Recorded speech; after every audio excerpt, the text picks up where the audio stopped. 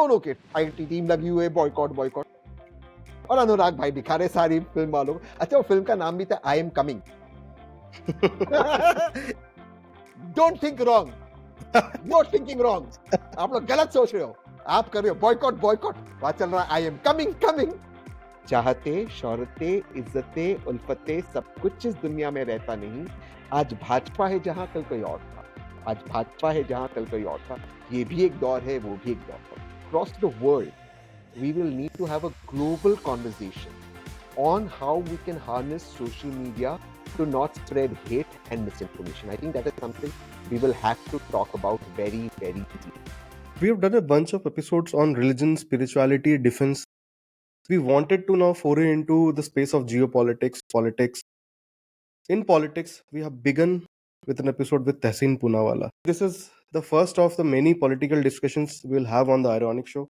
Tehseen Poonawalla is one of the most respected and well-known political commentators and analysts. We have talked about the BJP versus Congress, the leftist, rightist, centrist approach in India. This is just an introduction episode with Tehseen Poonawalla on the political outset, on the political scenario in India today. He will be back with few more episodes, hopefully, on the Ironic Show. This one is first of the many episodes with Tehseen Poonawalla. Enjoy.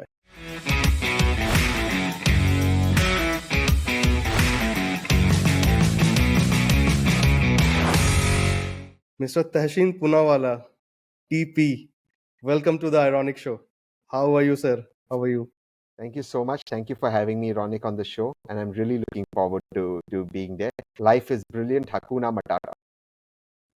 Honor is all ours, sir. Honor is all ours. So, Tehseen, I wanted to ask you one thing. My first question is regarding that, Indian flag that you always have Yeah. on your chest. So, what Yeah, is the and- story behind that? And this. And obviously, your India flag tattoo in the hand. So the only identity that means something to me is being an Indian. Because I Absolutely. believe being an Indian is equal to being a good human being. तो मैं सबसे पहले और सबसे आखिर भारतीय हूँ. I am an Indian, firstly and lastly. So this is very important to me. When we got the right to that civilians could host a flag, when Naveen Jindal won that case in the Supreme Court, since then I started wearing this. इस पर मुझे बहुत दिक्कत हुई. एक बार आप यकीन मानोगे कि पॉलिटिकल पार्टी के गुंडे मुझे मारने आए क्योंकि मैं Wow. अपने देश में, आजाद मुल्क में भारत का तिरंगा पहन रहा हूँ. आज के जो लोग देशभक्ति के सर्टिफिकेट सबको बांटते हैं ना, उनके गुंडे आए थे कि आप ये क्यों पहन रहे हो. और उनका, आपको पता है उनका लॉजिक क्या था? उनका लॉजिक था कि आप ये सब जगह पहनते हो, including restaurants, night clubs, pubs. तो वहां पे लड़कियां आती है, वहां पर शराब बेचे जाते, तो आप ये क्यों पहनते हो? अब आप सोचिए. और आज वो लोगों को देशभक्ति के certificate. So this has been with me for I don't know ever. और टैटू की स्टोरी है, मैंने अक्सर बताया, दोबारा से बताता हूँ. मैं बिग बॉस कर रहा था, तो बिग बॉस में दिक्कत ये थी कि उन्होंने कहा कि आप ये नहीं पहन सकते तिरंगा, क्योंकि अगर बिग बॉस में लड़ाई हो गया, किसी ने कुछ फेक आया, तो पता है बिग बॉस कैसा होता है, तो उसमें कंट्रोवर्सी हो जाएगी. तो I didn't want to be without my tricolour, क्योंकि ट्राई कलर मेरी आइडेंटिटी है. और मुझे टैटू करवाना ही था, क्योंकि tattoo means everything to me. I mean I wanted to do a tattoo and तिरंगा मीन्स एवरीथिंग टू मी. तो टैटू ऐसा चाहिए था मुझे जो हमेशा परमानेंट हो, तो मैंने तिरंगा करा दिया. Okay. So, any other tattoos other than that tiranga on the hand? No, so I have the Tiranga was the first tattoo. अगर Okay. आप देख सकें, Yeah, Tiranga yeah, was yeah. the first tattoo. Uh-huh. And the second tattoo is Jai Hind, Jai Bharat. ये मैंने second करवाया. It's not done it at Okay. the same time. Now I want to tattoo my wife and my son's name. I also want to tattoo India out here. My wife and my son's name and my dogs. So this is what I want. India, which means everything to me. My wife, my son, and the names of my dogs. Hachi, Miyaki, and Moon. Wow. Yeah. So, Tehseen, आप एक political analyst हैं, right? सो अगर India में हम बात करें, क्या आपको लगता है इंडिया में लेफ्टिस्ट, राइटिस्ट या सेंट्रिस्ट करके does that concept really apply to India? क्या वो नहीं. कॉन्सेप्ट इंडिया के लिए है ही? नहीं. और जिस कंट्री में जहाँ पे दो सब्जेक्ट पे हर किसी का हमेशा व्यूज है एंड दे थिंक कि हम हमारा एनालिसिस में सबसे ज्यादा है। एक तो हो गया पॉलिटिक्स, सेकंड इज क्रिकेट। हम तो सचिन को भी स्ट्रेट ड्राइव खेलना सिखा दें और बीजेपी और कांग्रेस को देश चलाना सिखा दें। सो व्हाट इज योर, आपका क्या व्यूज है उस पे? So what exactly is a political analyst in that sense? तो जो आपका पहला सवाल था, do we have a genuine right wing party and a genuine left wing party? नहीं, we don't have that in India. Okay. Genuine centrist है भारत में, वो मैं हूँ। मैं जेन्युइन सेंट्रिस्ट हूँ। और मेरी एक थ्योरी है, उसको मैं कहता हूँ हॉर्स शू थ्योरी। और मैं दो शब्दों का प्रयोग करता हूँ, राउडी राइट और loony left. The rowdy right और loony left, for I am only saying this for division wise, वरना है सब एक ही। राउडी राइट और लूनी लेफ्ट को लगता है वो दोनों से एक दूसरे से इतने अलग है, बट वो हॉर्स शू में जैसे end of the horse shoe बिल्कुल पास में होते हैं, वैसे राउडी राइट और लूनी लेफ्ट एक दूसरे के बिल्कुल करीब है। वो दोनों एक दूसरे को कैंसिल करना चाहते हैं। There is no right wing in India, there is no left wing. BJP is right wing socially, but economically it is not at all right wing, it is actually left. और जो left wing है, भैया waste Bengal में left क्यों उखड़ गया? Left wing factory लाना चाहती थी, जो लेफ्ट विंग पार्टी है वो फैक्ट्री लाना चाहती थी, प्राइवेट फैक्ट्री, और ममता जी उसका अपोज कर रही थी। देयर इज नो राइट और left in India, let's be clear. Even the BJP economically is not right, it's left. Socially, it's right. I am a centrist. Economically, I am right of the center, but I am a centrist. Okay. So I will be very honest with you in this podcast. So this is being my first podcast, a political podcast. So in my growing years or in my teens, even towards probably say late 20s, I never had a political view. Right? मेरा कभी politics के तरफ कोई interest रहा ही नहीं। I always thought कि जब आप एक जॉब कर रहे हो, कुछ कर रहे हो ना, चाहे ये सरकार हो चाहे वो सरकार हो, यू हैव टू पे द टैक्सेस। आपको लगता है कि आपके पॉकेट पे हिट आ रहा है, सो चाहे ये सरकार आ जाए चाहे वो सरकार आ जाए, as a very ignorant, let me put it that way, as a very ignorant teenager, not teenager, maybe a Gen Z और अ मिलेनियल, मेरा कोई पॉलिटिकल व्यू था नहीं। I don't know about others at this point of time, but as I am growing now that I am in a profession जहाँ पे मैं YouTube देख रहा हूँ, मैं यूट्यूब कर रहा हूँ, where I have to be responsible enough कि मुझे सही चीजें लेके आनी है, क्वालिटी कंटेंट भी लाना है। Now I have started having a, मेरा एक पॉलिटिकल व्यू बनने लगा है, which is neither this way neither that way. उसी पे फर्दर अगर मैं आपसे पूछूं, आज के डेट में व्हाट्सएप यूनिवर्सिटी चल रही है, इंस्टाग्राम यूनिवर्सिटी चल रही है, यूट्यूब यूनिवर्सिटी चल रही है। हर किसी का जो पॉइंट ऑफ व्यू है ना सोचने का, कि बीजेपी सही है या कांग्रेस गलत है, कांग्रेस सही है या बीजेपी गलत है, दैट डिपेंड्स ऑन कि उनके सुबह उनके फीड पे क्या आ रहा है। व्हेन आई से feed is the social media feed that I am talking about, कि उनके फीड में क्या आ रहा है, द टाइमलाइंस और the home page, what ever you call it, तो उसी से अपना वो व्यू पॉइंट बना लेते हैं। तो what do you think is the effect of social media on a young, let's not say young kid, but as a someone as a Gen Z और a millennial, उनके दिमाग पे ये क्या असर कर रहा है?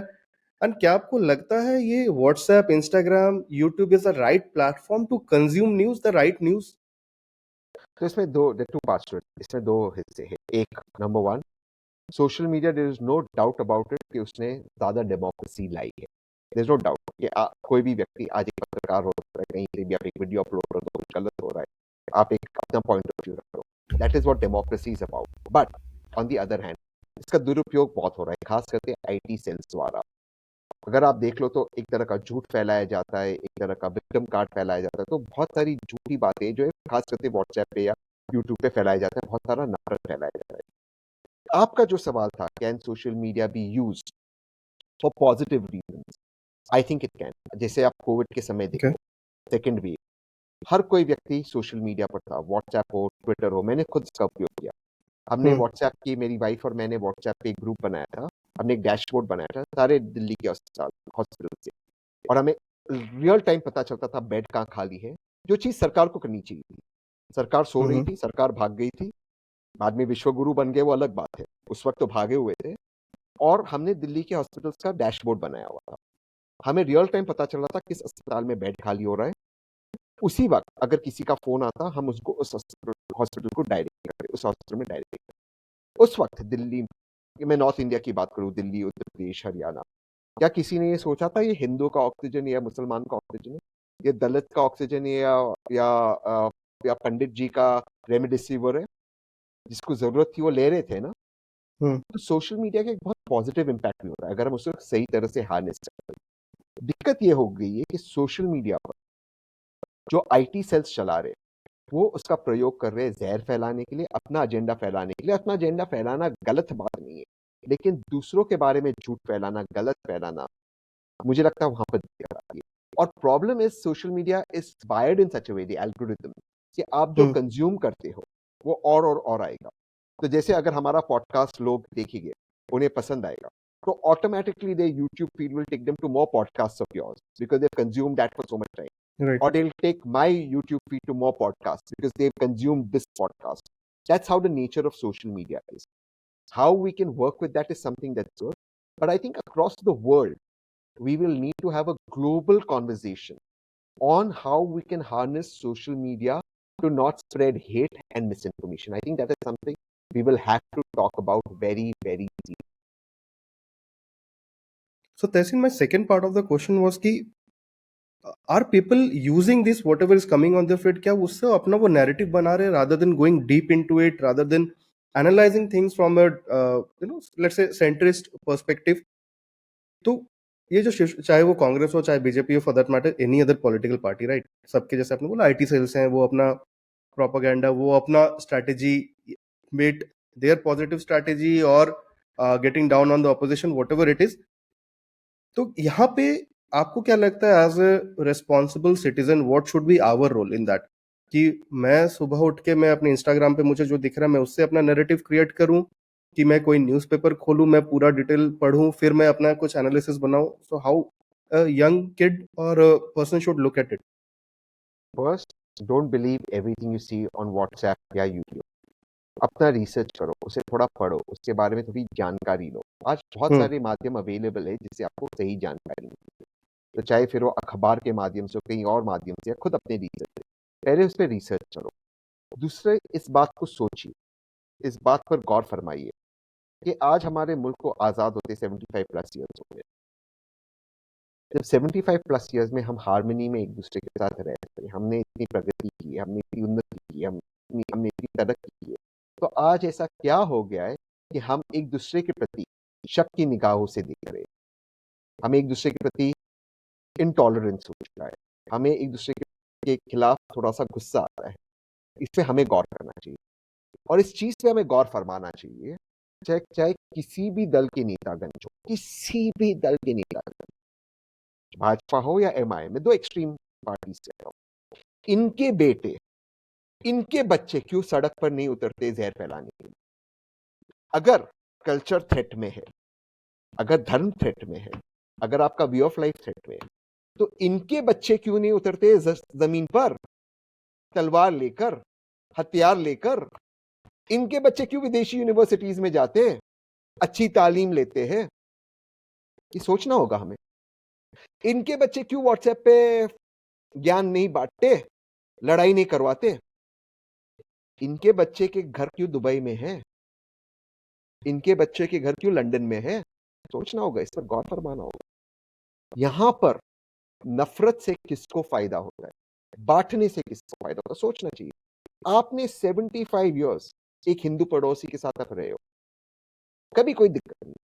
आज ऐसा क्या हो गया है कि आपको लगता है कि वो हिंदू आपके खिलाफ है? आप 75 इयर्स एक ब्राह्मण या दलित के साथ रहे हो, आज ऐसा क्या हो गया कि आपको लगता है कि वो ब्राह्मण या दलित आपके खिलाफ है? आप 75 इयर्स एक मुसलमान के साथ रहे हो, आज क्या हो गया कि आपको लगता है कि उस मुसलमान से आपको खतरा है? ये क्या है और इसमें किसका फायदा होता है और किसका नुकसान हो रहा है? इस पर आपको सोचना चाहिए। सोशल मीडिया से हटके थोड़ा आज के जर्नलिज्म के बारे में बात करते हैं। To put it very bluntly, I don't trust the news anymore. Correct. मैं अगर जाके जाके न्यूज़ देखता हूँ, किसी न किसी वो प्रो किसी पार्टी के है, right? Correct. So if you are trusting, अगर आपका इंस्टिंक्ट उसी से बन रहा है कि अच्छा यहाँ पे जो सुनाया जा रहा है ये सच है, then I think you are on the wrong medium. Being in this, I mean podcasting journey for maybe last 6-7 months, I don't want to say कि यूट्यूब देख के आप अपना बना सकते हो, but then what are the mediums available for anyone to, कि वो अपना एक नैरेटिव बना सकें या सही ज्ञान या सही न्यूज पा सके, प्राप्त कर सके? देखिए, एक है कि जो आपने पूछा कि न्यूज़ चैनल्स खास करके उनकी credibility is at an all time low. सारे प्रोपेगेंडा हो गए। कुछ यहाँ का प्रोपेगेंडा करते हैं, कुछ राइट। वहाँ का। वो न्यूज़ चैनल्स का धर्म क्या होना चाहिए? इनका धर्म होना चाहिए, जो वर्तमान सरकार है, चाहे किसी भी दल की सरकार हो, चाहे सूबे की सरकार हो या केंद्र की सरकार हो, उनसे सवाल पूछे, ना कि उनका पीआर है। ये आपका धर्म होता है, बेसिक धर्म। आप चौथे स्तंभ हो लोकतंत्र के। ये आपका धर्म है कि आप उनसे सवाल पूछो और कठिन से कठिन सवाल पूछो। पर आज हो क्या रहा है हमारी मीडिया में? आप विपक्ष को गाली दे देते हो, आप एक समुदाय को गाली देते हो, दूसरी ओर से भी सरकार की कोई भी बात आपको सरकार की किसी भी बात की प्रशंसा नहीं करनी है। तो कहीं न कहीं हम एक इको चेंबर में बैठ गए। और इको चेंबर क्या होता है कि everyone playing up to their audiences. तो क्या होता है, जो जैसे for example for sake of argument, I don't believe left right है, but for sake of argument left या लिबरल कह दो एक शब्द, क्योंकि एक शब्द उनके साथ अटैच हो गया। जो ये लिबरल या left for sake of argument ये शब्द का इस्तेमाल कर रहा हूँ, जो इस साइड के लोग हैं वो बस वही बात करेंगे जो उनके ऑडियंस को खुश करता है। जो राइट साइड के लोग हैं वो वही बात करेंगे जो उनके ऑडियंस को खुश करता है। भैया, चुनाव जीतने के लिए आपको फेंस सिटर्स चाहिए। आप फेंस सिटर्स कैसे लाओगे? जो सेंट्रिस्ट है, आप उनकी बात ही नहीं कर रहे हो। कितनी बात पिछले 9 सालों में, 9 वर्षों में या अभी हाल में आप हो रही है, डेवलपमेंट की, प्रोग्रेस की, तरक्की की, जॉब्स की, हो ही नहीं रही है। मुसलमान की बात होती है, हिंदुओं की बात होती है, सिखों की बात होती है, हम इन सब बात कर रहे हैं। हम बात कर ही नहीं रहे फ्यूचर की, या तो हम तारीफ पे तारीफ करे जा रहे हैं। So there are basics that we are missing out on. We are not looking at what we require 25 years hence, 50 years hence. मैं एक छोटा सा उदाहरण देता हूँ। आज I've just got a son. He's 6 months old. My thought process is that 15 years from now, technology will completely change with AI coming in, with blockchain being absolutely used everywhere. What is the education that I can give him that he can adapt in the next 15 years? In the next 15, 20 years, flights will become faster, travel time will become slower. Perhaps your passports and your visas will be digitized, so your travel time will reduce. You will have it on your phone or perhaps even on your hand. You'll be carrying a device which will have your passport. You will auto check in. You will be at the airport within the next 1 hour in an international flight, and time and flight travel will reduce. So your travel will increase. Again, with automation coming in, you may not require a chauffeur.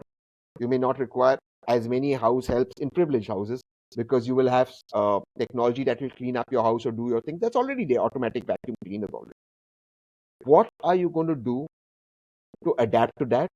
And how as a country can we create jobs for the massive new challenges that we face? Nobody's talking about it. Nobody's talking about it. In AI, fintech will play a massive role. India does not have rules for fintech and AI. All startups are registering in Dubai and Singapore. Why? With fintech, AI. Because you don't have rules. Or even the rules are very vague. I'll ask you, is crypto legal or illegal in India? You don't know. Maybe it's legal. I maybe think it's a difficult question to answer as of now. Exactly. Shouldn't we have clarity right now? Quantum is the future. We did a fantastic space program. Fantastic. We landed on South Pole of the moon. That Chandrayaan 1 started many years ago. But the next space security is based on quantum. We built supercomputers, started building them in the 80s. When Rajiv Gandhi was Prime Minister, we had a vision and we built 4 supercomputers. Where is our quantum computer? We've not started it. We know America is building it. We know Europe's doing it. We know Google's doing it. We know China's doing it. Why is it India building a quantum computer? We need to build a quantum computer, don't we?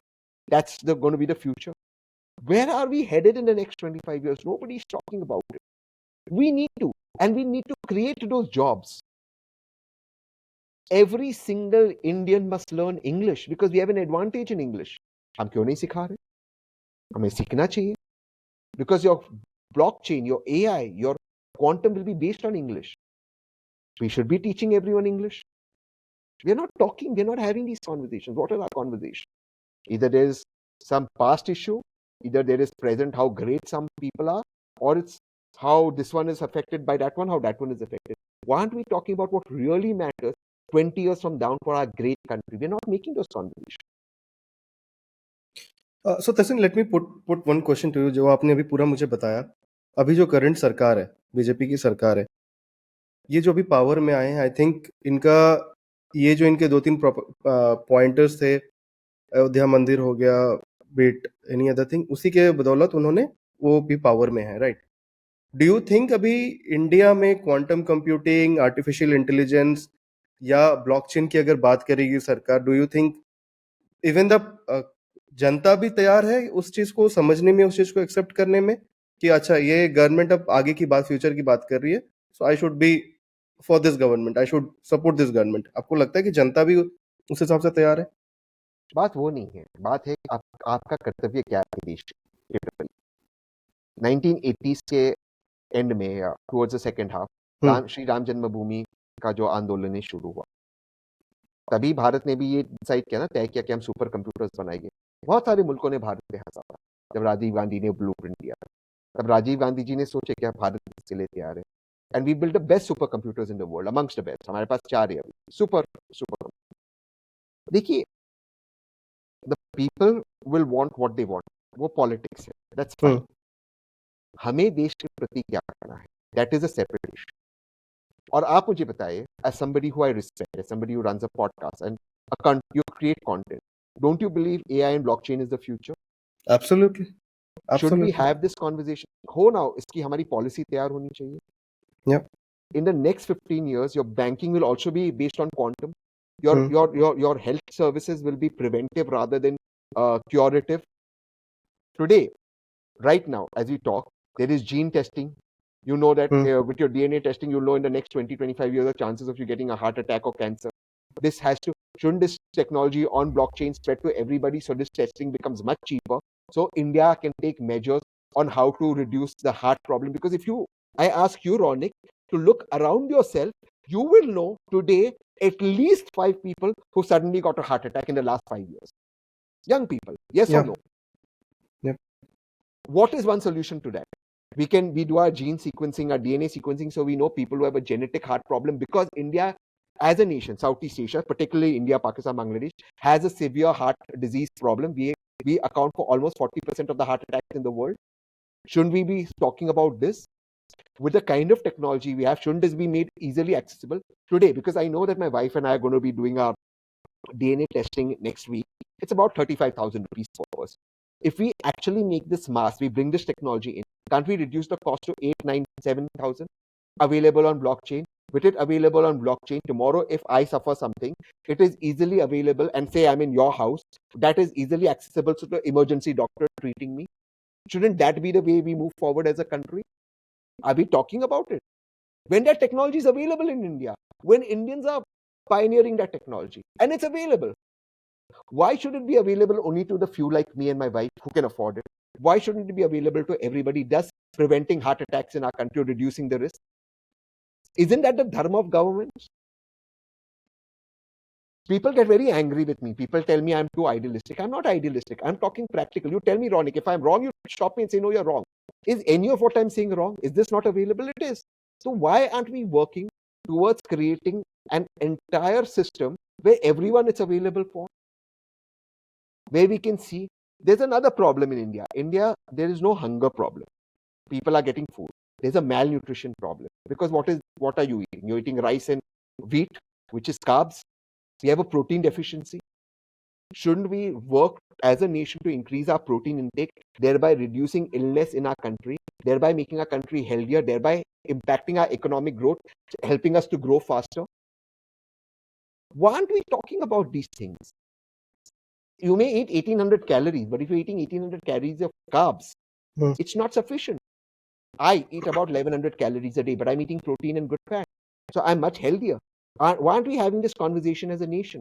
Isn't it the duty of government, rather than do politics about कौन सा meet खाता है, क्यों meet खाता है, सबके plate में खाना हो या नहीं, वो सरकार का धर्म नहीं है देखना? कौन अपने प्लेट में क्या खाता है वो सरकार क्यों देख रही है? सबके प्लेट में पौष्टिक खाना हो, ये सरकार का कर्तव्य है.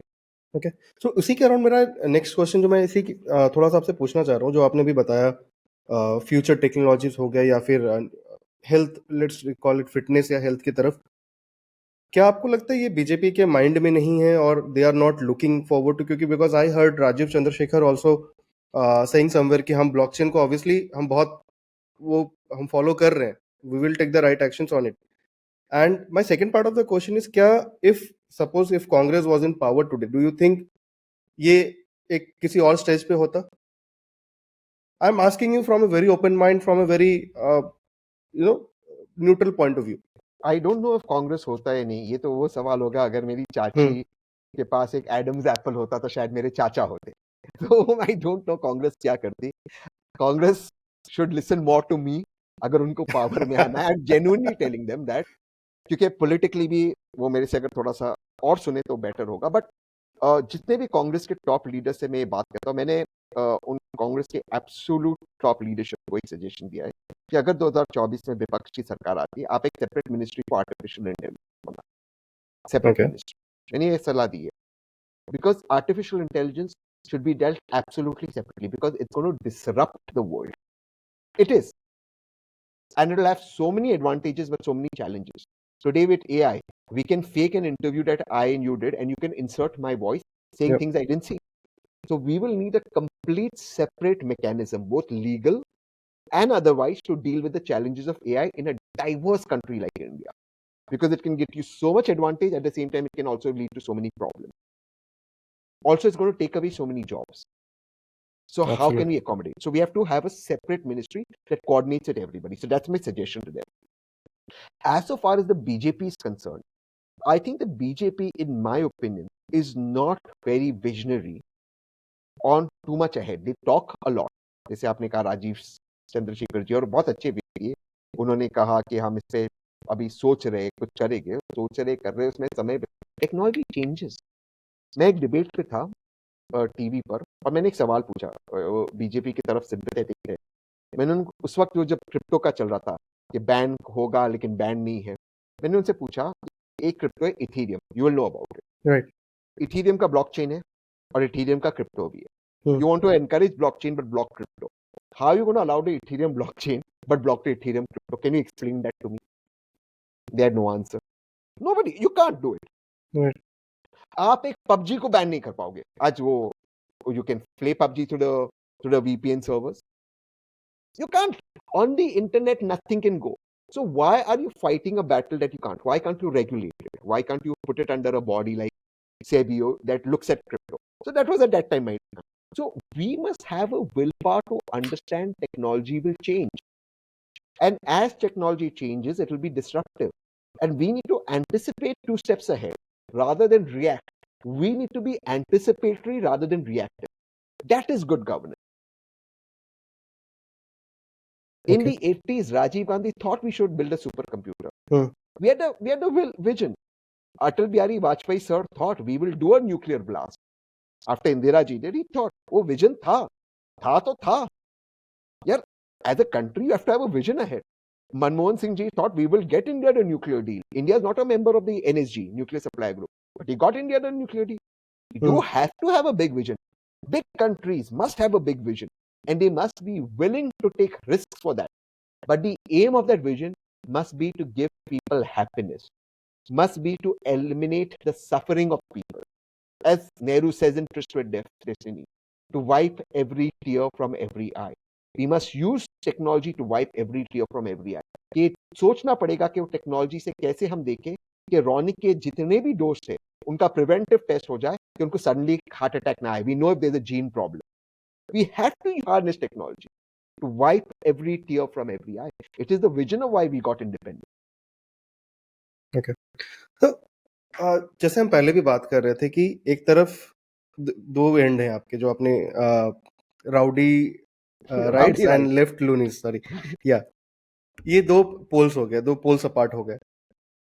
नाउ एक कहता है कि मैं जो कर रहा हूँ, मैं सब सही कह रहा हूँ, मैं सब कुछ सही बोल रहा हूँ. सेकेंड पार्ट ऑफ द जो दूसरे का कहना है कि नहीं, ये जो बोल रहा है सब गलत है, या ये जो कर रहा है सब कुछ गलत है. तो ये मिड पाथ कहाँ पे आएगा जो which is helpful for the country to grow? अच्छा, और मिड पार्ट में भी वो आपको ट्रोल करेगा, दोनों साइड ट्रोल करेगा आप मिड पार्ट. Right, absolutely. अब जो अच्छा है, जो वर्तमान सरकार अच्छा करती है, आपको उसकी तारीफ करनी चाहिए. जैसे वर्तमान सरकार ने फॉरेन अफेयर्स में, हम्म जितने भी हमारे मिडिल ईस्टर्न कंट्रीज है, इस्लामिक कंट्रीज है, India has had the best relations right now in this government with Islamic countries, चाहे ईरान हो, सऊदी अरेबिया हो, यूएई हो, दुबई हो. India is having fabulous relationship. You should, Egypt हो, you should praise it. जो सही आप सही बोलो, जो गलत है गलत बोलो. You can't do this that नहीं वो सारा चीज गलत है, ऐसे थोड़ी. और एक ये दूसरों को देशद्रोही बोलना ये बंद होना चाहिए. ये कल माननीय प्रधानमंत्री जी, आपका पता नहीं पॉडकास्ट का आएगा, लेकिन हमने जब रिकॉर्ड किया, मैं उसके एक दिन पहले की बात कर रहा हूँ आपके व्यूअर्स के कॉन्टेक्ट के लिए. कल उन्होंने कांग्रेस को अर्बन नक्सल बुला लिया, तो कांग्रेस वाले उनको कुछ बुला रहे. ये बंद होना चाहिए. कोई भी अर्बन नक्सल नहीं है, कोई भी देशद्रोही नहीं है. हर प्रधानमंत्री देश का भला चाह रहा है, हर प्रधानमंत्री विदाउट एक्सेप्शन. अरे कोई प्रधानमंत्री बोलेगा क्या मैं अपने देश का नुकसान करूं? Hindsight vision, hindsight is always 2020. गलती सबसे होती है, बट कोई प्रधानमंत्री उस कुर्सी पे नहीं बैठता ये सोच के कि मैं देश को नुकसान पहुंचाऊंगा. ना ही मोदी जी बैठे, ना नरसिम्हा राव बैठे, ना मनमोहन सिंह जी बैठे, ना वाजपेयी जी बैठे, ना राजीव जी बैठे, ना इंदिरा जी बैठे, ना नेहरू जी बैठे, ना कोई और प्रधानमंत्री बैठा. हर प्रधानमंत्री जी को भी विपक्ष को नहीं बोलना चाहिए इस तरह की बात. ये बंद होना चाहिए. हम दुश्मन नहीं है एक दूसरे के. एब्सोल्युटली. मतभेद हो सकते हैं, मनभेद नहीं होना चाहिए. वाजपेयी जी कहते थे ये बात, मतभेद होना चाहिए, मनभेद नहीं होना चाहिए.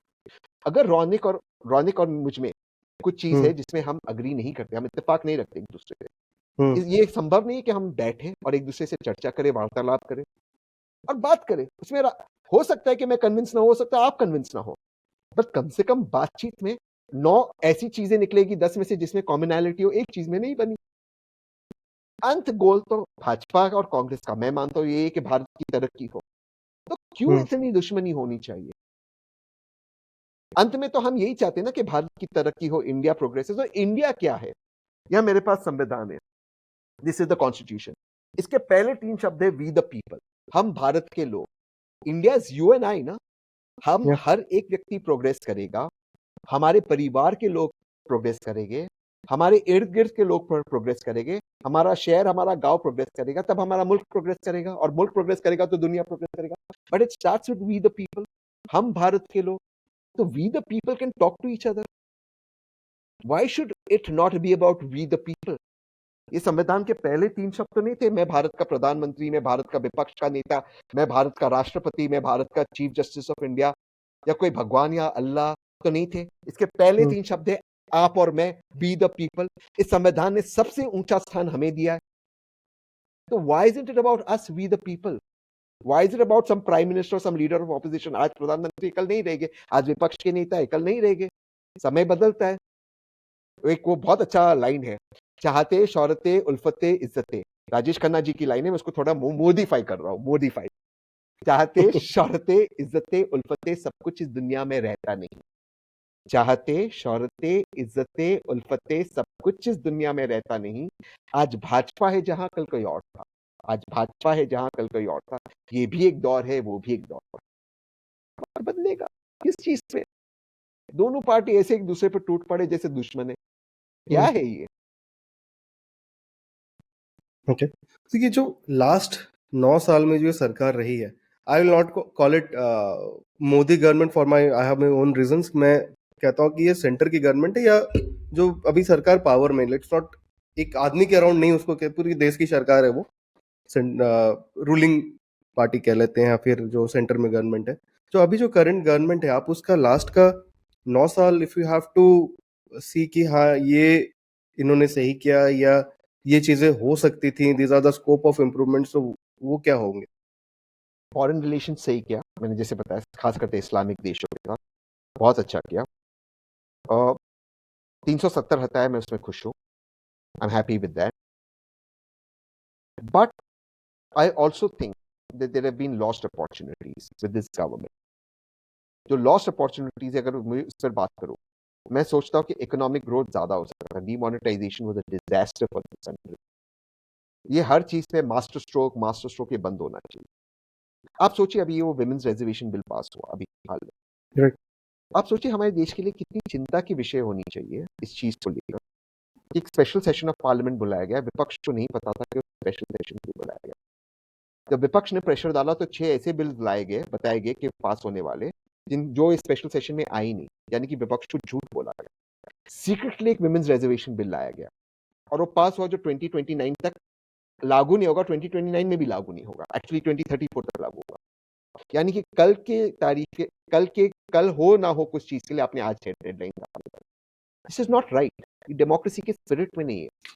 कोई बीजेपी का सपोर्टर होगा या भाजपा का कोई नेता होगा, मुझे पूछेगा कौन सा कानून तोड़ा, लेकिन व्यासा लिखते हैं महाभारत में कि is legality without morality, legality must encompass morality. आप लीगली तो सही थे, आपने बिल लाया, पार्लियामेंट में पास किया, लीगली सही, बट क्या वो मॉरल था? आप विपक्ष को क्यों नहीं बता सकते? और ये 2029 का जुमला, और 2029 में होने वाला भी नहीं क्योंकि डिलिमिटेशन होगा नहीं, तो 2034 में वो बिल पास। तो सवाल ये है कि शुड अ डेमोक्रेसी, हम अमृत काल में है, मर्डर ऑफ डेमोक्रेसी, विपक्ष को पता ही नहीं आप बिल क्या ला रहे हो, प्रेशर में आप जो बिल्स लाते हो वो लाते ही नहीं, सीक्रेटली आप नया बिल लाते हो, मास्टर स्ट्रोक आप अपने आप को कहते हो। एक दिन आप कहते हो लैपटॉप बैन, अगले दिन आप वही ऑर्डर वापस ले लेते हो। Democracy should not work like that. Democracy means the voice of the people. It can not be कि आज आपके मन में आया कि मैं एक लैपटॉप बैन कर दूंगा, तो मैं उसको, मेरे इर्द गिर्द जितने भी लोग कहेंगे वाह सर वाह, this is a master stroke. फिर परसों मैंने रियलाइज किया कि लैपटॉप तो बैन नहीं कर सकते क्योंकि बहुत दिक्कत हो जाएगी, हम टेक्नोलॉजी में पीछे गए, तो मैंने बैन वापस ले लिया। वही लोग जिन्होंने कल वाह वाह कि आपने लैपटॉप बैन किया, ताली मारे, सर ब्रिलियंट, क्या डिसीजन लिया आपने। फार्म लॉज एक दिन आप लाए, देश हित में आप फार्म लॉज लाए, देश हित में आपने फार्म लॉज निकाल दिया, बीच में 700 लोग शहीद हुए। ये थोड़ी डेमोक्रेसी ऐसा चलता है। This is not democracy and we must try and be a democratic nation, even more democracy. Okay. So if you have to, अगर मुझे आपसे पूछना पड़ा इस करंट गवर्नमेंट, जैसे आपने बोला कि foreign policies, is there any other cabinet minister और एनी अदर मिनिस्ट्री जिसके काम से आप बहुत ज्यादा खुश हैं कि हाँ, this has work towards the progress of India? Nitin Gadkari, phenomenal. Okay. मतलब उस बंदे को आप सुनिए, कभी उन्होंने कभी नेगेटिविटी नहीं, कभी किसी को वो अभद्र शब्दों से वो he does not address anybody, कभी किसी के प्रति डिसरिस्पेक्ट नहीं, अपना काम करते हैं, हाईवेज बनाते हैं। अब आप उसमें एक्सेप्ट करो नहीं करो, फॉर्मूला जो भी, वो अलग बात है यार, बना रहे हाईवे। कभी उन्होंने कहा मेरे पास पैसा नहीं है हाईवे बनाने को, बॉन्ड्स इश्यू करते, जो करते, अपना जुगाड़ करते रहते, बनाते रहते हाईवे। अरे बढ़िया इंसान है। कभी उनके मुंह से आपने शब्द सुना है किसी भी विपक्षी नेता के लिए अभद्र शब्द, उनका इंसल्ट करते हुए, उनको छेड़ते हुए? What a minister! This Nitin Gadkari ji should be number 2 in the government. What a Rajnath Singh ji, again see with how much respect and dignity Rajnath Singh ji talk. देश के रक्षा मंत्री, एक उनका रुतबा है, एक औरा है, conducts himself with so much dignity. जब हाल में हाउस में एक बीजेपी के एमपी ने एक विपक्षी एमपी के लिए अभद्र शब्दों का प्रयोग किया और जिस तरह की गाली गलौज की, रिलीजियस गाली गलौज, मैं उसे रिलीजियस एक रीजन से कह रहा हूं जो शब्दों का प्रयोग हुआ, जिस डिग्निफाइड मैनर में राजनाथ सिंह जी ने हाउस से माफी मांगी, व्हाट अ नाइस। आप देखिए जो जो डिफेंस को लेकर है, जिस तरह से वो बात कर रहे हैं, इवन जो फार्मर्स प्रोटेस्ट हुआ, उन्होंने एएनआई को, स्मिता प्रकाश को उन्होंने एक इंटरव्यू दिया, जिस तरह से उन्होंने फार्मर्स को आउटरीच किया, बिल्कुल लेकर, व्हाट अ काम, नाइस, डिसेंट मैन। इतने अच्छे लोग हैं बीजेपी में। I am very impressed by Rajnath Singh ji and Nitin Gadkari sir, बढ़िया लोग हैं। तो हमारे कैबिनेट में और राजनाथ सिंह जी और नितिन गडकरी सर क्यों नहीं हो सकते? क्योंकि प्रधानमंत्री अलाउ नहीं करेंगे। प्रधानमंत्री सर के दिन, प्रधानमंत्री सर, ये जो कैबिनेट है वो शुरू उनसे होती है, खत्म उन पर होती है, तो सर अलाउ नहीं करेंगे। ये गडकरी सर और राजनाथ सिंह सर बहुत पावरफुल है, और क्योंकि वो आरएसएस से क्लोज है, it's difficult to sideline name. फिर भी नितिन गडकरी जी को जो बीजेपी की पार्लियामेंट्री कमेटी है, which is the highest decision making body in the BJP, जैसे कांग्रेस में होती है CWC, Congress working committee, BJP में होती है पार्लियामेंट्री कमेटी, उससे उनको निकाल दिया गया। But it's very difficult to sideline Nitin Gadkari sir and Rajnath Singh sir. But I really hope that, because I do like some of the things the Prime Minister does, अगर उनको Nitin Gadkari sir और राजनाथ सिंह जी जैसे और team members मिल जाए, खास करके finance ministry के अंदर, मैं सोच रहा हूँ देश बहुत आगे जा सकता है। ओके ओके, चलिए सर, एक आपसे बिल्कुल ब्लैक एंड व्हाइट सवाल पूछते हैं। 2024 में आपको क्या लगता है कि who is going to be the next PM? 2024 में मैं रौनक के साथ बैठूंगा और अपना विश्लेषण दूंगा। So आपका कोई कुछ आप एक कोई हिंट दे सकते हैं कि who is gonna be the prime minister? If the INDIA alliance यानी कि इंडिया अलायंस मेरी बात सुने, वो जीत सकते हैं चुनाव, बट वो मेरी बात उनको सुनना हो। और मेरी बात है, क्योंकि मैं उनके साइड पर, आई एम एंटी बीजेपी, मैं बहुत क्लियरली कहता हूँ, मैं बीजेपी के खिलाफ हूँ पोलिटिकल, व्यक्तिगत नहीं, पोलिटिकल। तो मैं चाहता हूँ कि बीजेपी हारे। तो अगर इनको जीतना है, इनको मेरी बात सुननी हो, डिस्ट्रैक्ट मत करो मुद्दों से। कभी आपने सनातन को गाली दे दी, कभी ये किया, इन सब मुद्दों से डिस्ट्रैक्ट करो, भाजपा उन मुद्दों को पकड़ ली। इकोनॉमी की बात करो, जॉब्स की बात करो, डेवलपमेंट की बात करो, प्रोग्रेस की बात करो, लोगों को नौकरी, लोगों को रिस्पेक्ट देने की बात करो, बिजनेसमैन को आउटरीच करो। सारे बिजनेसमैन आज प्रेशर में, ईडी से, बिजनेसमैन, उनको बात करो। टैक्स रिफॉर्म्स की बात करो, आज हमारे मुल्क में टैक्स टेररिज्म हो रहा है, उसकी बात करो। Talk on substance. इन मुद्दों पर आप भाजपा के पिच पे खेलोगे, आप हारोगे। एक क्रिकेट की मैं का आपको एनालॉजी दे देता हूं। आप सोचिए, पर्थ का cricket pitch, overcast conditions, swinging ball, Jimmy Anderson at the other end. Bowling, और ग्लेन मैग्रा बॉलिंग। आप पकड़ लो, मैं वो ऑस्ट्रेलियन टीम की, at the peak of Australian team, Glenn McGrath bowling on one and and Brett Lee at the other and, and 8 slips या 6 slips, और ball is outside the off stump. आप उसको पोक नहीं करोगे ना, क्योंकि स्लिप पे जाएगा। Leave the ball outside the off stump. वो रिलीजन की बात कर रहे हैं, मैं उनको हमेशा कहता हूं, वो बात करे ताज की, आप बात करो आज की। वो बात करे हिंदू मुसलमान की, आप बात करो इंसान की। वो बात करे पाकिस्तान की, आप बात करो हिंदुस्तान की। वो बात करे गीता और कुरान की, आप बात करो संविधान की। आप लगोगे उनके साथ इस मुद्दे में, उनका फायदा होने वाला। अगर आप ये सोचते हो कि आप ग्लेन मैग्रा को 6 स्लिप है, पर्थ का 6 स्लिप है, पर्थ का पिच है, ओवरकास्ट कंडीशन में आउटसाइड ऑफ स्टंप डाल रहा है, आप उनको कट करोगे 4 के लिए, लग जाएगा कट, हो सकता है, but more chances are you get caught at slip. छोड़ दो ना उस डिलीवरी को। When he gets tired and he bowls on the leg stump, hit it for a 4। So my advice to the INDIA कि उनके pitch पर मत खेलो, अपने पिच पर खेलो। Force them to ball on the leg stump. Flick it for a 4, like how Azhar used to flick it, like how Lakshman used to flick it, like how the great Sachin Tendulkar used to flick it. Flick it for a 4. वहां पे चौका मारो ना। ये क्यों आप पोक कर रहे हो आउटसाइड ऑफ? अब आप बोलिए, मैं एक बहुत प्रैक्टिकल बात कर रहा हूं। अब सारी जो राइट, अभी इस पॉडकास्ट के पहले हाफ में राउडी राइट मुझे गाली देंगे, अब सेकंड हाफ में लूनी लेफ्ट से देंगे। मुझे बताओ, ये सनातन धर्म पे आप गाली दे रहे हो कि मोदी जी ने आपके मुंह में वो शब्द डाले थे, फिर आप मोदी जी को कहते हो आप पोलराइज कर रहे हो। शब्द तो आपके थे ना, क्यों बोलना था ये सब? किसने बोला था आपको ये सब बात करने? फिर आप भाजपा एक पॉलिटिकल पार्टी, वो तो लेगी एडवांटेज। भैया, अगर रॉनिक मुझे फुल टॉस देगा और मैं उसके साथ क्रिकेट खेल रहा हूं, मैं तो मारूंगा उसको आउट ऑफ द ग्राउंड, क्यों छोड़ूंगा? आपने शब्द बोले ना पहले, क्यों बोलना था इस सनातन पे, क्यों जाना था? और पॉलिटिकली छोड़ दीजिए नुकसान, मॉरली भी सोचिए। आप किसी एक समुदाय को मच्छर कह रहे हो, HIV कह रहे हो, शोभा देता है क्या आपको? कौन ये सारी बातें सोचता है? थोड़ा सा if you can calm down and think कि आप क्या कर रहे हो। I think it's important to realise that. फिर आप उसमें भाजपा को गाली दे रहे हो, भाजपा ने क्या किया उसमें? वो तो एडवांटेज लेगा ना।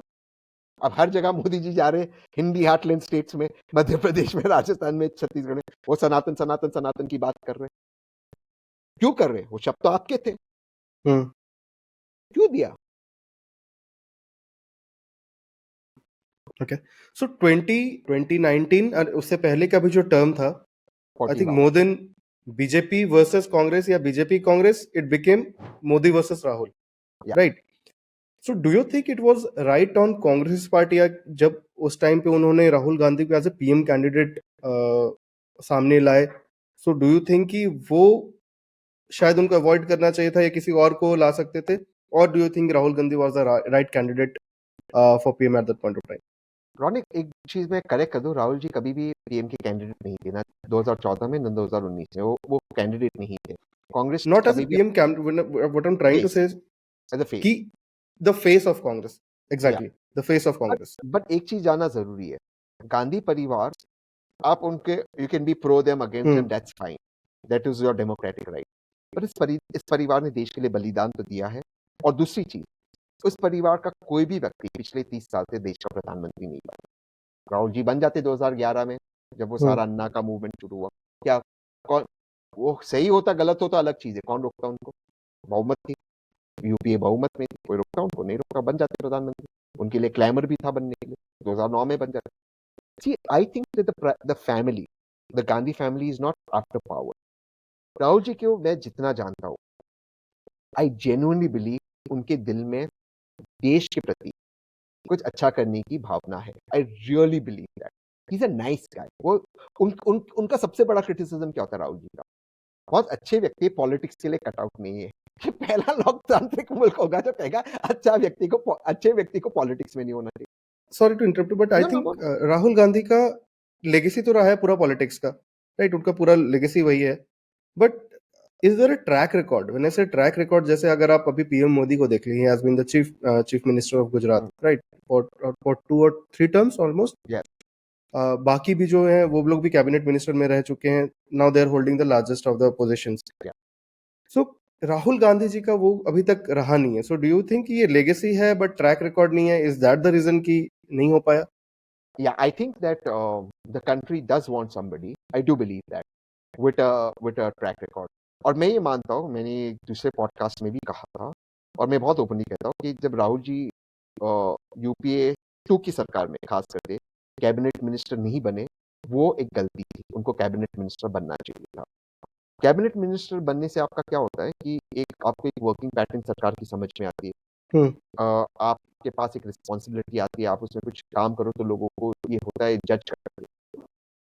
That he is not running after power or hungry for power is very, very commendable. But to your question, that would people have liked him to have some track record? Yes, I think so. जहां तक जमीनी हकीकत है, मुझे लगता है अगर वो एक कैबिनेट मिनिस्टर होते तो फायदा होता कांग्रेस को। बहरहाल मुझे ये लगता है, और मैं ये मानता हूँ और मैं ये जानता हूँ कि गांधी परिवार, it doesn't run behind power. I think genuinely, especially Rahul Gandhi wants to work for the country. He's a very nice person, and I hope he can continue to contribute because वो कांग्रेस की एक moral force है। वो कांग्रेस को हमेशा सही रास्ते पर रखते हैं, सही दिशा पर रखते हैं। So I think that that's something that I really admire about him. मतलब आप सोचो यार, वो बंदा, उसके बारे में कितना झूठ फैलाया गया। वो 4 बजे सुबह उठता है, 6 बजे चल पड़ता है, रोज 25 किलोमीटर चलता है, साधारण लोगों से मिलता है, उनसे बातचीत करता है, उसका रियल सेल्फ निकल कर बाहर आया भारत जोड़ो में। और कन्याकुमारी से लेकर कश्मीर तक चलता है नॉन स्टॉप, सर्द हो, बारिश हो, धूप हो, भूख लगी हो, चल रहा है, लोगों से मिल रहा है। कभी उसका he doesn't lose his school, अच्छे लोगों से मिल रहा है, राइट विंग लोगों से मिल रहा है, लेफ्ट विंग लोगों से मिल रहा है, सेंटर से मिल रहा है, महिलाओं से मिल रहा है, आदमी से मिल रहा है। मतलब वो सोचो यार, वो आदमी कैसा है, बड़े बढ़िया इंसान है, क्या फिटनेस है उसकी। Can he translate that energy into politics? I think that's the key question. Okay, and आपको क्या लगता है Congress, where did Congress go wrong?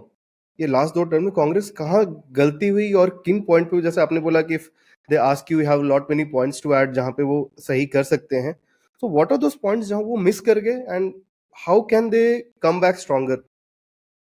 They are a reactive party, वो react करते, एजेंडा सेट नहीं करती कांग्रेस या विपक्ष।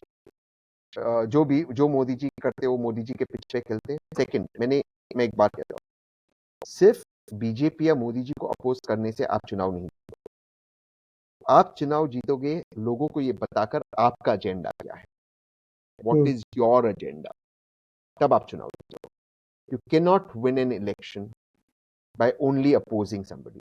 मैं रोज सुबह कह दूं, अरे रौनिक का पॉडकास्ट बेकार है, बेकार है, बेकार है। एक आध बार कोई मेरी ट्वीट देखेगा, 2 बार देखेगा, 3 बार देखेगा, अरे भाई या तो आप मुझे दूसरा पॉडकास्ट दो, सर ऐसा या मत तो बोलो, लोग यही वाला कट करके नहीं, इतना ही दिखा देंगे कि इन्होंने का पॉडकास्ट। ठीक है, वी हैव टू उसको ठीक से करते हैं। अगर मैं गलत बोलूं, अगर मैं गलत रौनिक के पॉडकास्ट से बोलूं ताकि अब कट ना हो, तो फिर लोग अल्टीमेटली परेशान हो जाएंगे। लोग क्या कहेंगे, भैया या तो आप पॉडकास्ट करो या तो you direct us to another podcast, we are to watching it. अच्छा, मैं जितना नेगेटिव बोलूंगा लोग जाकर उतना देखिए। ये भी है, एब्सोल्युटली। पॉइंट इज कि यू कैन विन। अगर मुझे आपके पॉडकास्ट को बीट करना है, मुझे the only option is I start my own podcast. या Similarly, if Congress wants to beat BJP, it has to set its own narrative and agenda. अब मैंने एक सजेशन कितनी बार उनसे दे रहा हूँ, शैडो कैबिनेट हो, एक शैडो कैबिनेट, चलो आप शैडो प्राइम मिनिस्टर मत बनाओ, पर शैडो कैबिनेट हो। आप मान लीजिए Shashi Tharoor shadow foreign minister to Jaishankar. Jaishankar ji press conference करते, शशि थरूर कर रहे हैं, वो अपना एजेंडा सेट करते शशि थरूर। इमेजिन रघुराम राजन अगर वो सोचते देश में, अगर उनका भारत के पास होगा, shadow finance minister, Sachin Pilot shadow home minister, Milind Deora shadow commerce minister. आप सोचिए इस चीज के बारे में, और फिर हम सेट करते नैरेटिव। आप आपका कैबिनेट बना दो इन लोगों से। प्रियंका जी अगर वो आती है, shadow women and child development minister, एक और स्मृति ईरानी जी बोलती है, एक और प्रियंका जी बोलती है, और आप एजेंडा सेट करो महिलाओं को लेकर, बच्चों को लेकर, उनके पोषण के बारे में बात करो, उनके न्यूट्रिशन के बारे में बात करो, उनके डेवलपमेंट के बारे में, एजुकेशन मिनिस्टर। आप सोचो आपका शैडो कैबिनेट होगा, you could take it up. आपके पॉडकास्ट में आते वो लोग अपना एजेंडा देते, सिवाय भाजपा को गाली देने से नहीं जीतोगे आप चुनाव। लोग चाहते हैं आप देश को क्या दोगे। Right.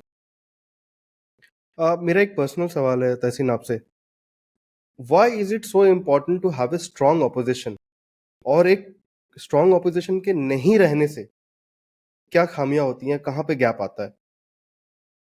It's very important to have a strong opposition, क्योंकि लोकतंत्र का मतलब ही है कि सरकार और विपक्ष, और विपक्ष में विपक्ष ये जो सरकार को इन चेक रख सकता है। अगर स्ट्रांग ऑपोजिशन होता, डिमोनेटाइजेशन नहीं होता, Okay. जिसमें इतने लोग मर गए लाइन में अपना पैसा लेने के लिए। अगर आपके पास एक नोट है, मैं अपना वॉलेट यहाँ कैरी नहीं कर रहा हूँ, उस वोट पे लिखा है कि आरबीआई इज गारंटीड टू पे that, who is the government to cancel the note and make people stand in line for their own money. अगर स्ट्रांग विपक्ष होता, जिस तरह से जीएसटी इंप्लीमेंट हुआ और नहीं होगा, अगर स्ट्रांग ऑपोजिशन होता, ये टैक्स टेररिज्म आज नहीं होगा। अगर स्ट्रांग ऑपोजिशन होता, 2 लाख लोग अपना पासपोर्ट नहीं छोड़ते, 1 लाख से अधिक लोग भारत छोड़ के नहीं जाते, highest. And why do you think that happened? वो हुआ क्यों ऐसा? और लोग जा कहाँ रहे हैं? If not in India, then where they're going? People are going to countries like America, Australia, Canada, Dubai or Singapore. Okay, Dubai I can understand tax benefits Everyone's हैं. going to. एक तो टैक्स बेनिफिट्स है, हाँ. so that's one. Dubai, Singapore, America, Australia, Canada, taxes are much higher than India. Yeah. But they're going there because democracy is very strong. Everyone, आप देखिए जिनका भी 70-80 करोड़ से ज्यादा जिनके पास जिनका नेटवर्क है, सारे दुबई में और सिंगापुर में घर खरीद। आप देखिए, आप चलिए मेरे साथ दुबई, अभी कितने लोग आप भारतीय मिलेंगे अभी इस वक्त। आप चलो, आपको रास्ते पे 10-12 भारतीय आपके दोस्त मिल जाएंगे। Everyone's getting a house, you खरीद लो। And it's not just for tax. Everyone wants a second option. See, ultimately we should stop this what's happening, people leaving. Look at tax terrorism. मैं आपको बताता हूँ, like I said, fintech AI को लेकर the rules are not very clear. Why are startups being today registered in Dubai and Singapore? Why? 30 minutes it's registered and everything is a smooth process. Yeah. Here, I think one of those Shark Tank का contestants और जो जज था, उन्होंने tweet किया कि उनको notice आ रही है कि आपके जो इन्वेस्टर्स है उनका इनकम टैक्स रिटर्न्स दो। अगर मैं आपके पॉडकास्ट में इन्वेस्टर हूँ, मैं चेक से या बैंक ट्रांसफर से पैसे दे, मैं आपको मेरा इनकम टैक्स रिटर्न भी दूंगा। अभी आपको इनकम टैक्स नोटिस आए कि आप मेरा इनकम टैक्स पेपर दो, आपके पास मेरे इनकम टैक्स पेपर कहाँ जाएगी? आपने पढ़ा हो ना वो ट्वीट आया था उनका, या जो भी है वो। Why do you have to have so much bureaucracy? So people don't want that. People are moving to greener pasture. It's sad, but it's true. Okay. Do you think any other political party other than BJP and Congress ruling in the center maybe in the next 10 or 15 years? Or is there even a political party which can become that strong कि वो BJP या Congress को center में टक्कर दे सके? Not for the next 10-15 years. Politics in दोनों parties के बीच में होगी. But AAP does have a chance to become strong if AAP gets its combination right. But the strengthening of AAP will be at the expense of the Congress. AAP will occupy Congress space if Congress doesn't pull up its socks. Yeah. So the Congress will have to think very carefully about this. And I think the Congress at some point will need to start setting the agenda. अभी आप देखिए, ये मुंबई में INDI India alliance का meeting हुआ, grand height. उस meeting के बाद, उस मीटिंग को शायद अभी 2 या 3 हफ्ते हो गए, हर रोज हेडलाइंस पॉजिटिवली बीजेपी ने लिया है या नेगेटिवली इंडिया अलायंस ने लिया है। आप इतने सारे दल एक साथ हो गए, 60% ऑफ द कंट्री इलेक्टोरेट जिन्होंने आपको वोट दिया, आप फिर भी एजेंडा सेट नहीं कर पा रहे, एजेंडा बीजेपी सेट कर रहा है। So I think it's extremely important to set a positive agenda. एक एडवाइस मेरा इनको ये था कि आप एक कॉमन मिनिमम प्रोग्राम मत बनाओ, आप एक विजन डॉक्यूमेंट बनाओ कि 2024 से 2029 तक आप देश को क्या विजन दो। Vision document, give people a vision. जो मेरा थोड़ा सा आपके बारे में लिमिटेड नॉलेज है, I think they have done some good work in Delhi in terms of building the school के जो इंफ्रास्ट्रक्चर उन्होंने डेवलप की हैं, प्लस ये मोहल्ला क्लिनिक्स एंड ऑल दैट, काफ़ी कुछ उन्होंने किया है। एंड आई थिंक मोस्टली ये काम हुआ है जो थोड़ा ईस्टर्न साइड ऑफ दिल्ली है या the northern side of Delhi है। तो as a political analyst, do you also look at आपकी ये कहीं ना कभी सेंटर पे आ सकती है, now that they are also ruling in Punjab? Not so do you soon, think कि और भी ये मतलब स्टेट्स में आपकी सरकार आ सकती है? Not so soon, but okay. Eventually if the Congress seat base vacuum नहीं रहेगा, हम्म। so that vacuum will be taken. आप is in the pole position to take that vacuum. ये नहीं कि आप ही ले सकते हैं, टीएमसी भी हाँ। ले सकते हैं और पार्टी भी ले सकते हैं, सपा भी ले सकते हैं, but आप is in the pole position to take that place, but they can only take that place if Congress left. So Congress has to guard itself from slipping. For example, ये जो INDIA का alliance हो रहा है, India alliance, there is no need to do an alliance in Punjab. I'm very clear on it.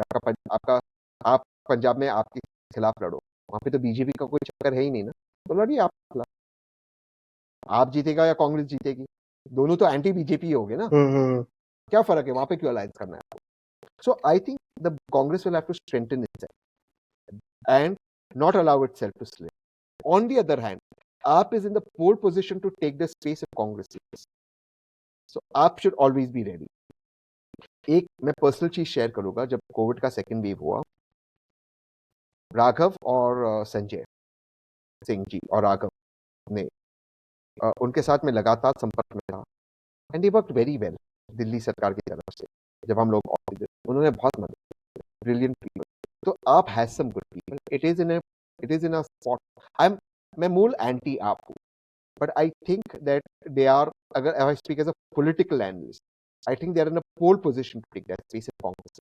Congress must guard itself from not slipping. Okay. Okay. Sir, अभी just जैसे आपने राघव जी की बात की, उनकी कल या परसों इनकी जस्ट शादी हुई, so any message for him? Just many congratulations. I'm so happy for Pariniti and him. I hope both of them have a long, successful, happy marriage filled in good health and lots of love. They're a wonderful couple. They're wonderful people. Absolutely. I know Raghav personally, and Raghav's a wonderful human being. I think everyone deserves happiness, and I really hope that they get all the happiness in the world. I'm so happy for them. So talking about Raghav now, he is very young and he is in politics. So अगर आपको आज के youth को अगर address करना है, because many of us politics हम दूर रहना चाहते हैं फॉर मेनी रीजंस, कुछ किसी के पर्सनल है, कुछ ऑब्वियस रीजन है, whatever it is. So what would be your suggestion कि आप पॉलिटिक्स में आए या नहीं आए? चाहे आप पॉलिटिक्स में आओ या ना आओ, you must be aware of politics because politics governs your life. ये जो एक छोटा सा एक नया चीज चालू हो गया हमारे देश में, खास करके न्यूज चैनल पे, इस वक्त पॉलिटिक्स करना जरूरी है। पॉलिटिक्स करना हर वक्त जरूरी है, बिकॉज पॉलिटिक्स से ही लोकतंत्र जिंदा रहता है। अगर हम पॉलिटिक्स करेंगे नहीं तो हम चीन बन जाएगी, नॉर्थ कोरिया बन जाएगी। पॉलिटिक्स करना जरूरी है, हर ओपिनियन को आना जरूरी है। वो ओपिनियन आप उसको एक्सेप्ट करो ना करो अलग चीज है, लेकिन debate, dissent is great for democracy. Democracy run on 2 Ds, dissent and debate. वो करना चाहिए, और पॉलिटिक्स की आपको जानकारी होनी चाहिए, खास करके यंगस्टर्स, क्योंकि ये आपका देश है। बहुत मेहनत से हमें आजादी मिली है, और ये आजादी को गार्ड करना आपके लिए नहीं, फ्यूचर जनरेशन के लिए। इस संविधान को गार्ड करना ये हमारा कर्तव्य है, हमारे लिए नहीं, फ्यूचर जनरेशन।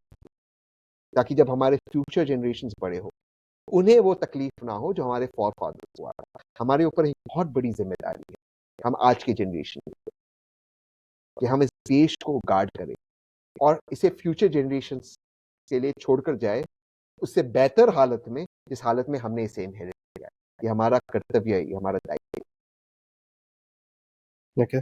सो तहसीन, क्या हम आपको भी जल्दी ही पॉलिटिकल या किसी पॉलिटिकल पार्टी में देखेंगे एज ए नेता wearing white kurta and all? नहीं, नहीं, मैं I don't white think kurta I don't see you in white kurta, पता नहीं क्यों। आप नहीं, आई नहीं, कैन मैं not invasion you in white kurta.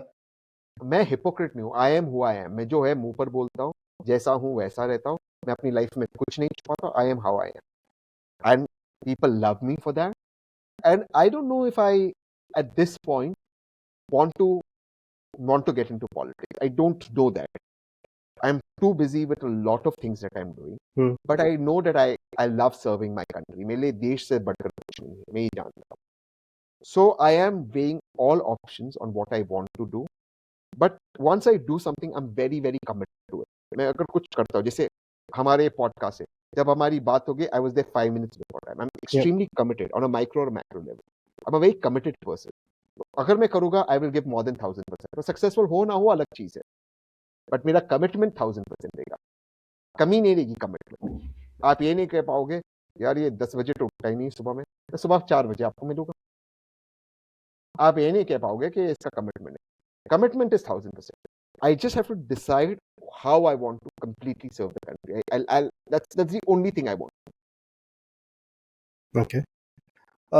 Sir, ये पॉलिटिकल एनालिस्ट जो आप बने, ये कैसे हुआ? मतलब how did you get into this? थोड़ा मैं आपसे पर्सनल सवाल पूछ रहा हूँ। I think enough of politics and all, let just get to know each other types of. So how did you get into politics? Become a political analyst? I was always aware of politics from my Okay. Childhood.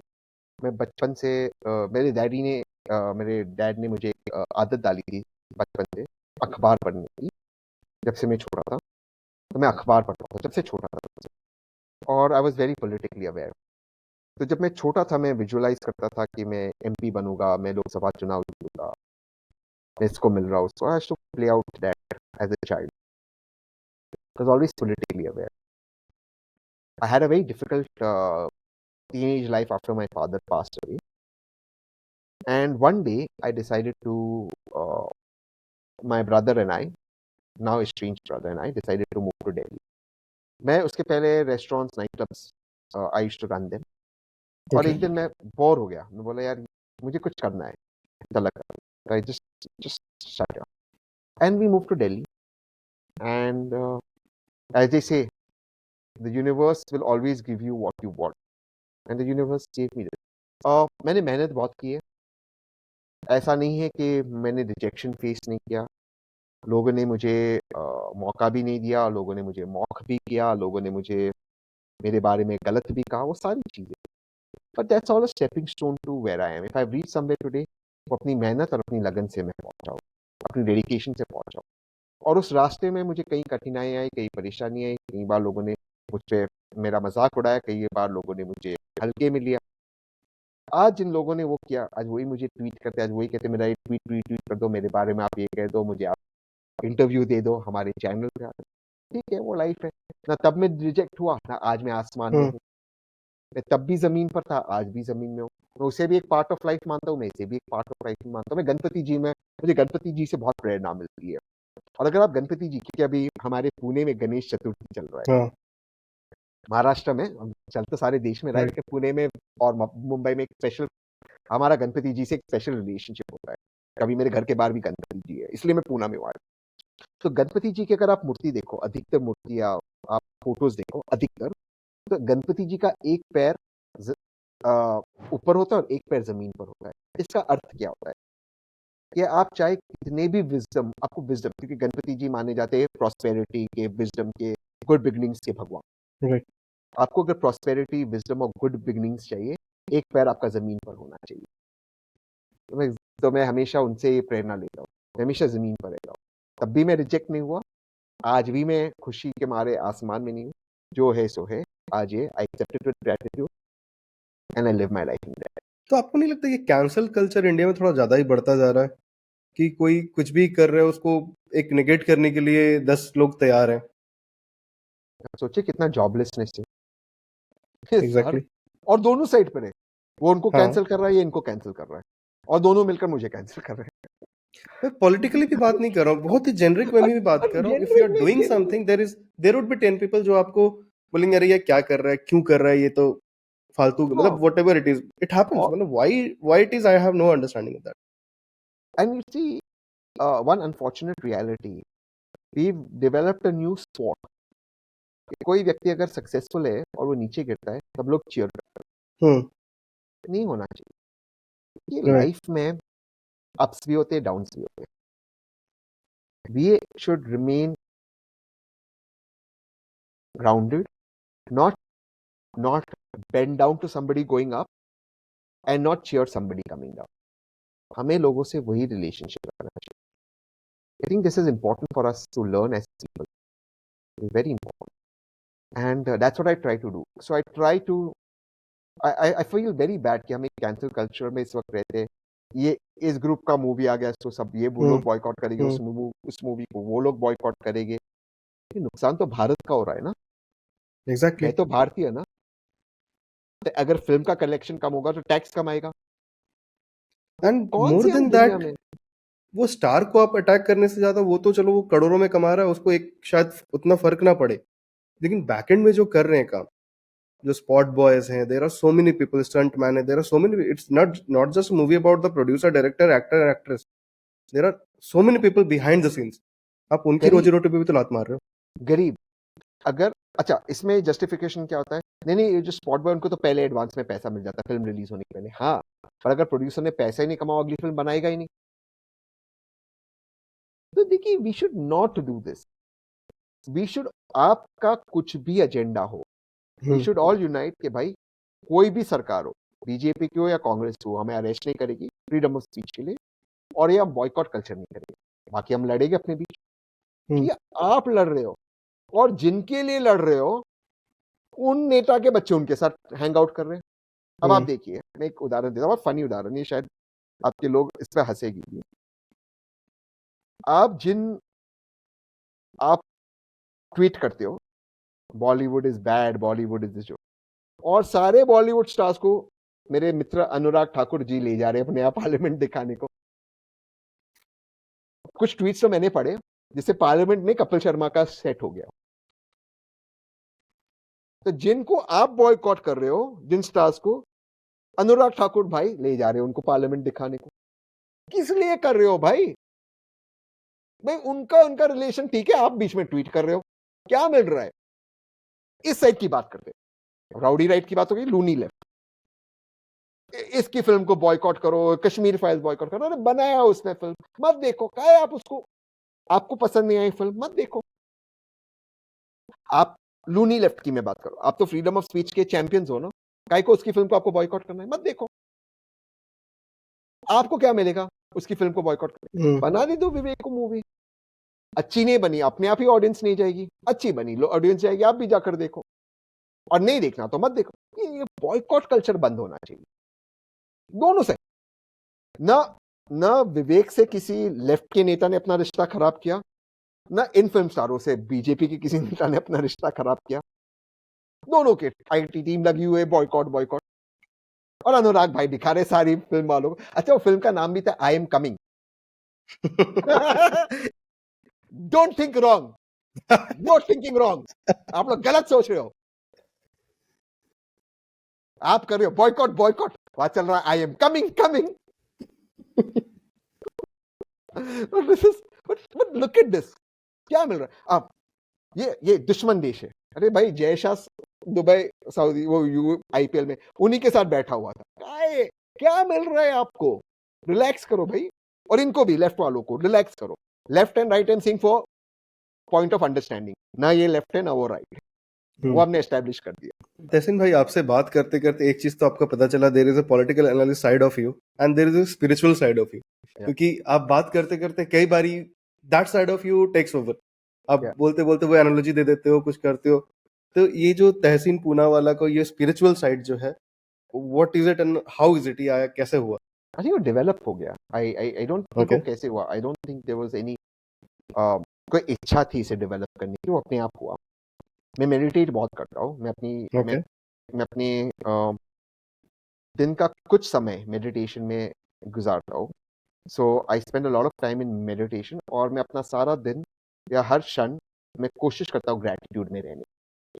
Okay. So I always keep sending out gratitude to the universe. जैसे अब ये interview मैं कर रहा हूँ, I will always give out gratitude. मैं कुछ खाने से पहले मैं ग्रैटिट्यूड देता हूँ। फॉर एग्जाम्पल, अगर मैं राइस खा रहा हूँ या मैं चिकन खा रहा हूँ, तो I will give out gratitude कि उस चिकन की जिंदगी मुझे सैटिस्फाई गई है, मुझे मेरी भूख मिटाने के लिए। I give out gratitude. और चावल भी is a part of a plant, और part of a living structure which has lost its life to feed me. So I always give out gratitude. Zurwan has just started, my son has just started semi-solid. अभी वो he's weaned off his mother's milk and semi-solid.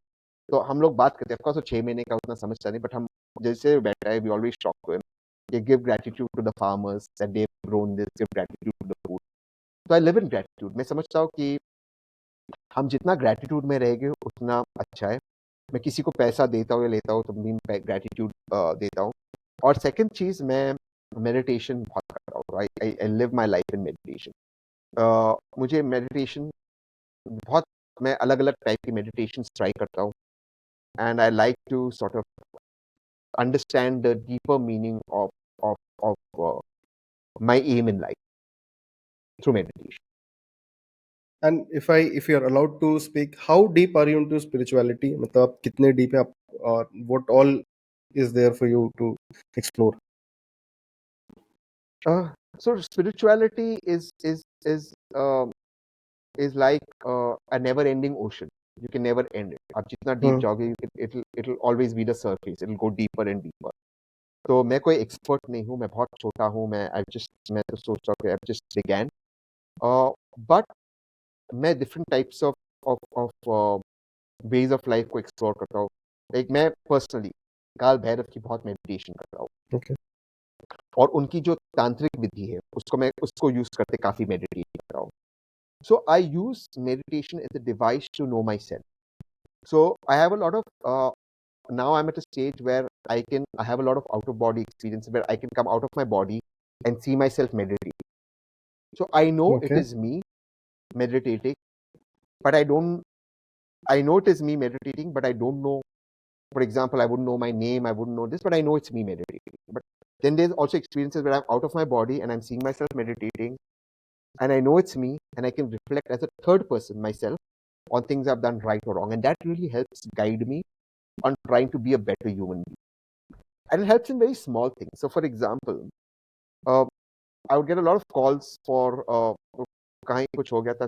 For example, I would sometimes get calls for कोई वो होता है ना, वो marketing calls. So at one point I should be very rude. Now I'm at a point where I think यार कोई आदमी call कर रहा है, मुझे लेना तो नहीं है, बट उसके बेचारे की जिंदगी में एक कॉल कितना जरूरी होगा. Why should I be rude? So I'll talk nicely. I'll just be like, thank you, I don't want it, have a nice day, thank you, so have a nice day. I'll just say 2-3 lines now, have a nice day. And suddenly the person is happy saying thank you sir. सामने से I've just realized that it doesn't take much to be nice. But I've realized this when I could see myself externally while I'm meditating.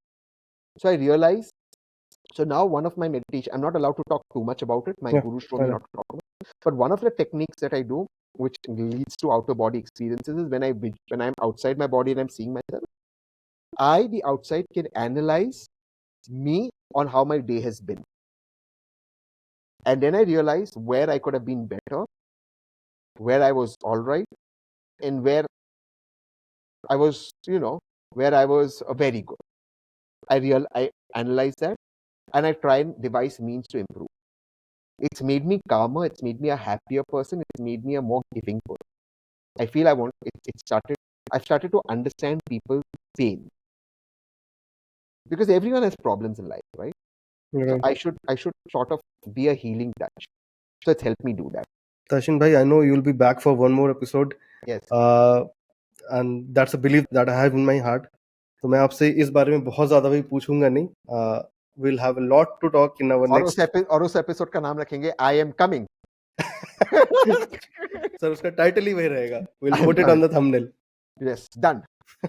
Tehsin Poonawalla, I'm coming. Yeah. Okay. Thank you, Tehsin bhai. Before I Thank let you, you Ram. go, I have a personal question with you because that person happens to be my favorite actor. आप Big Boss का part थे. And so, how was it meeting Salman Khan? Nice. But it was really nice. He was very sweet and very kind, and he was very good to me. So I really enjoyed it.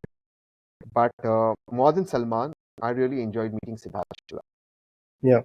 I lost a friend in Siddharth, but I really, really enjoyed meeting Siddharth. I mean, I love Salman. He's great and he's a legend. But for me, the experience of Big Boss 13, of course, was meeting Salman, but is also Siddharth Shukla. I will never ever. I don't think Siddharth Shukla realized how big a star he was. And when I entered the Big Boss house, that's the first thing I told him. So Siddharth walked up to me. He was the second person I met. First person I met was Okay. Shahnaz. Second I Okay. met was Siddharth when I entered the house. And Siddharth Hmm. walked up to me and Siddharth told me his mother watches me on news channels. And I told Siddharth, bro, you don't know how big a star you are. You are a phenomenal star. आप इस घर में बंद हो, आपको पता नहीं ये देश आपके पीछे किस तरह से पागल हो गया. उसको कोई आइडिया नहीं था. And I think that's what made him such a big star. He didn't know how big a star he was. He was larger than life and he was a great guy. And he was so intelligent. We would have such intelligent conversations. कि रोज big boss हमें डांट लगाते थे कि ये बाहर की बातें आप नहीं कर सकते. हम आरबीआई के बारे में बात करते हैं, न्यूज चैनल के बारे में बात करते हैं, पॉलिटिक्स के बारे में बात करते हैं. Phenomenal guy. What a guy. And I feel so bad he's no longer between us. I think if he was there, he would have been a mega star. Salman, of course, is a great actor, a great human being. We all know that. He made me very comfortable. He was very nice to me. I really, really enjoy and I really cherish the experience of meeting Salman. I do cherish it. Great. Thank you, Tehsin bhai. I think with that, we come to the end of this podcast. It was actually, I was looking forward to the podcast the day I spoke to you. I have been looking forward to it. I have been prepping for it because this was my first political podcast in a sense, and I hope to have a lot many political podcasts on the Ironic Show. It's important to bring out that that narrative why it is happening. क्योंकि आप देश के बारे में भी जानना और देश के बारे में पॉलिटिशियन से ज्यादा आप किसी और से जान नहीं सकते. Correct. So with that, thank you so much. Thank you, And Ronik. thank Thank you you for having showing me. the other side of Tehsin Poonawalla, the spiritual side of Tehsin Poonawalla. And we hope to have you soon again on the Ironic Show. I had a wonderful time, Tehsin bhai. How was your experience? Superb. I am coming soon on Ronik Show. This Okay. will be the highlight. I like it. Okay. Thanks so much, buddy. See you. Thanks, bro. Thank you.